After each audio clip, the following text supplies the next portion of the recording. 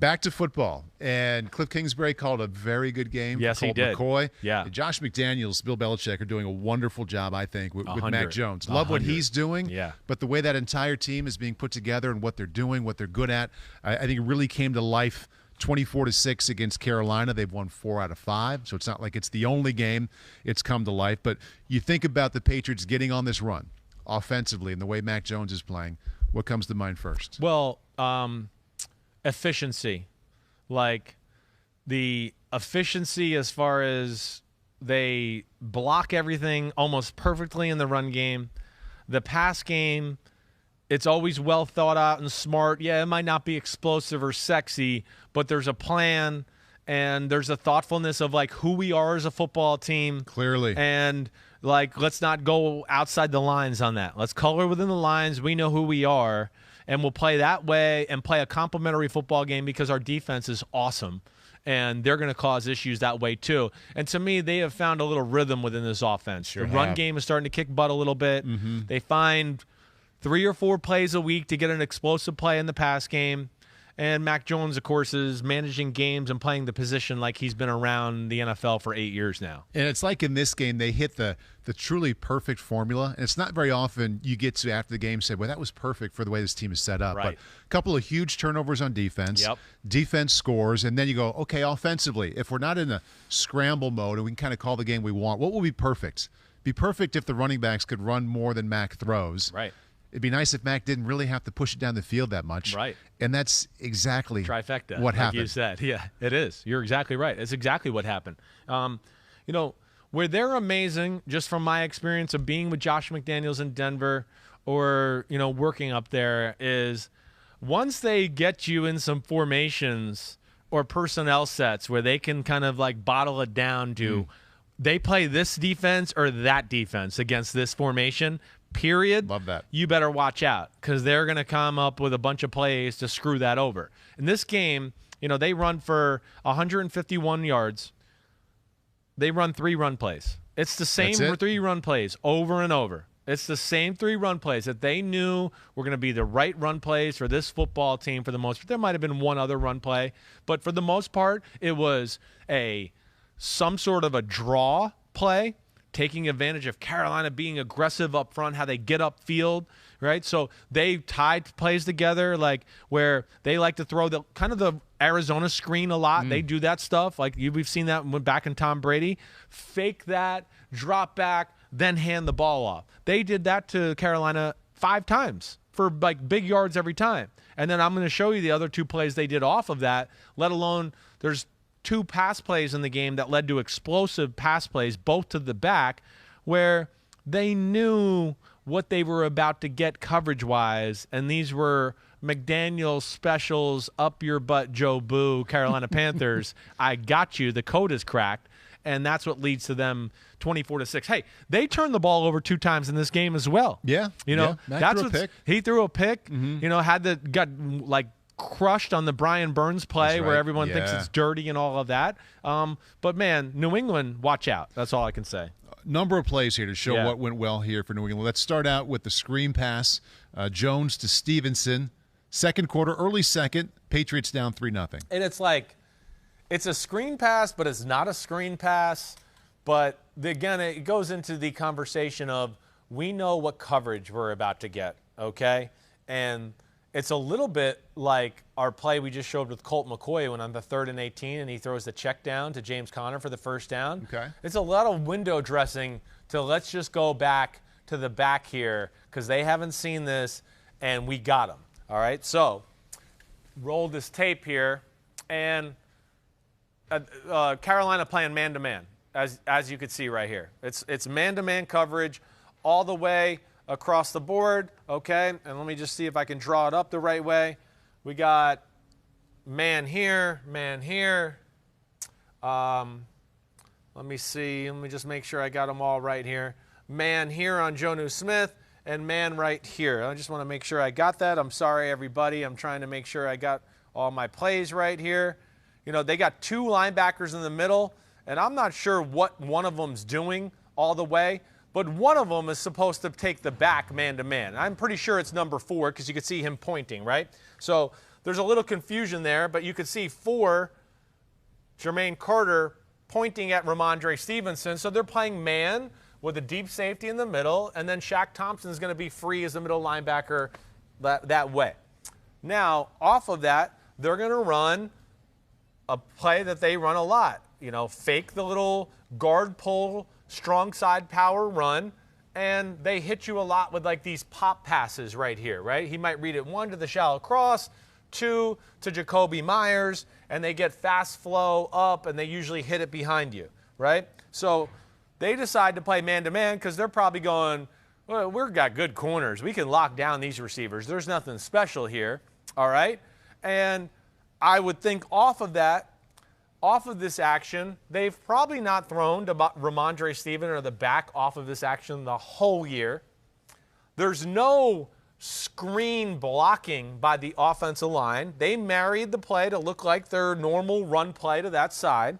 And within that, we have Carter, who we talked about, number 4, who's man-to-man. I think he goes, wait, they fake the run. Let me go find work in the middle of the field.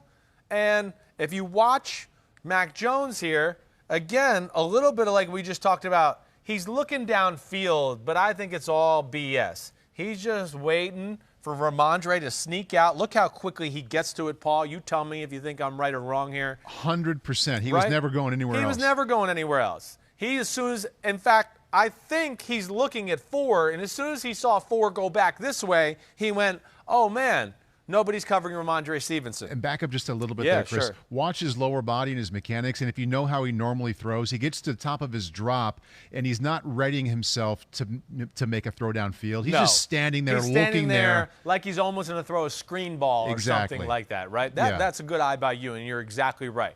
So again, this is New England magic. Taking advantage of something they probably saw on film, or the fact that they don't stay with the run fake receiver after that, and they try to get extra guys back in the middle to cause, tight throwing lanes and play action passes. Now, Michael Fox, 91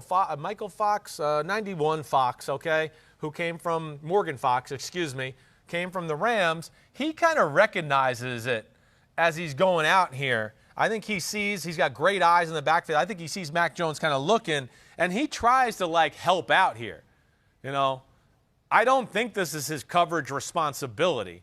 I don't. I mean, it would be new for me to think the defensive tackle's got the back out of the backfield. No. I think you just got a smart football player who kind of saw, the quarterback and the running back having a little eye connection there. And then there goes Ramondre Stevenson down the sideline for a big run. And to me, that's just the New England magic. Again, not always pretty. It's not the greatest show on turf, but it's like, all right, wait, we got in the flow of the game. We're getting this when we do this formation and this when we do this formation. All right, let's start dialing up the plays we liked against this stuff. And that's what makes them good. And Ramondre Stevenson changes their team. Oh, he's pretty good, right? He changes their team. Might be the best back on the team. Yeah, I think he is. For my money, that's who I would give the ball to more. He's really good in the pass game, coming from Oklahoma. He's a good power running back, just like Damian Harris, except he's got a little more shake to him than Damian Harris. He can make people miss. I think he is their best running back. And we're going to see a run play here coming up, Chris. And just to set it up, I want to compliment them on their commitment to the running game, because it's not like they're killing it in the running game. Right. You made a very good point. They're getting better. Yeah. It's improving, and it's done well. Right. But Harris and Stevenson, 25 carries for 92 yards, okay? Yeah. Right. Less than 4 yards per carry by NFL standards is not that good. Right. But they keep doing it. They're committed to getting those attempts. They are. They are committed to it. They're keeping the broader picture of the game, always at the front of their mind, which is we know we have a good defense. We do have a young quarterback. Yes. We're not that talented a receiver to think we're going to be able to just go out and throw it 45 times and carve people up. Right. So this is why they're the New England Patriots and he's Bill Belichick, because they know how to manage a game better than anybody in football. Same drive. Yep. I show 3rd and 2. This says 3rd and 1. Bottom line, either way. 3rd and short on the same drive. Yeah, 3rd and short on the same drive. Okay. Let me see if I get to this here. All right, so what you're going to see here, this is, again, one of the 3 running plays I told you about. Man-to-man coverage, once again, from Carolina. And what do we got? 5 guys on the line of scrimmage, another 4 guys right behind it. That's 9. And then a Dante Jackson playing man-to-man on this receiver right here. So you have 10 guys in the tackle box. It's a lot. What's a good play? Let's pin them all inside and go outside. There you go. Why try to block all these guys inside? Because you can't. When we can just like have two guys just be a shield and stop everybody. So they're going to run with a toss crack play back in the Gruden offense, or what we would call this 99 Philly. I don't know why. There was something to do with Philly there. But it's going to be blocked down. It's going to be blocked down. And then you're going to see pulling guards off of it. And it's going to be pulling tackle, Isaiah Wynn. Okay, and I messed up the blocking just a little. But you could see it's blocked down, pulling guard, fullback leading. And you got all those people stuck inside. And now they got two free blockers out on the edge. And this is easy living. Perfect. Ramondre Stevens runs through the hole. Nobody touches him. The first guy that touches him is a safety, 12 yards down the field, and he stiffs arm for another few yards, and now it's 1st and goal at the 3-yard line. That's just, again, them knowing, them coaching it the right way, them being brilliant that way, and that's where New England gets really dangerous. And I think we have one more ground game here. A second quarter late, New England up 7-6. Now it's not 3rd and 1, but 3rd and 3. Yeah, and this was the other run right here. And this is like 34 double, if you want to call it. They want to get double teams across the board and then work up to the second level. It's basically everybody come off the line of scrimmage straight forward and try to mash people. And where again, I think this came into they knew they were going to get this. We actually wanted to show this defensive alignment a few weeks ago when the Panthers played the Dallas Cowboys, because they did it, and it became an issue. You hear me say sometimes, when you play man-to-man against a running team, right, and now all of a sudden they got motions and things and all that, guys aren't sure of, wait, I got this gap, I got that gap. Oh, wait, I'm supposed to be covering the tight end man-to-man, but you also want me responsible for the C gap? That's a little hard to do. I can't do both. And that's where they got Carolina in a little bit of a bind here. And this is a play they came back to. And in fact, I think they've run this play 2 times in a row here for big gains. But you can see right here, you got man coming across. You got man right here, right? You got the safety, Jeremy Chin, manned up on the tight end, right? He's responsible for the C gap, right? But he's worried about the tight end who steps out to block the defense end, so he steps out a little bit. Because, he doesn't know. It could be block, chuck the guy. He could go out in a route, so he's got to kind of follow him. He does that, all right? And here you go. Look at where Jacoby Myers is. Jacoby Myers, I just want to get this all done, so fake the speed sweep. Jacoby Myers is here. Stephon Gilmore is covering him man-to-man. All right, and what they want to do is they want to get this to where they can get, they're hoping to get the right guard or right tackle up here to cut somebody off in the second level, Jacoby Myers to block that safety, and they want Ramondre Stevenson one-on-one with a corner. That's what every team in football wants. A really good running back against a corner is a win, because you're going to run him over. He's going to do something special that way. It doesn't quite play out that way here, but you could see it's body on body, and boom, it ends up being a big game. And this is like, those 2 run plays get called multiple times throughout the day. And there's even another one. I want to say it was the next play. I'm mad Pete didn't pick that one. Because it was sexier. But either way, you got my drift there. That's New England, great coaching. New England knowing who they are as a team. And then, of course, on the offensive side of the ball, it's efficient. They execute, and their defense is special. Yeah. And that's the other thing. The Mac Jones, Mac 12 out of 18, $139, 1 touchdown, 1 pick. Kind of perfect for what they're looking for from him.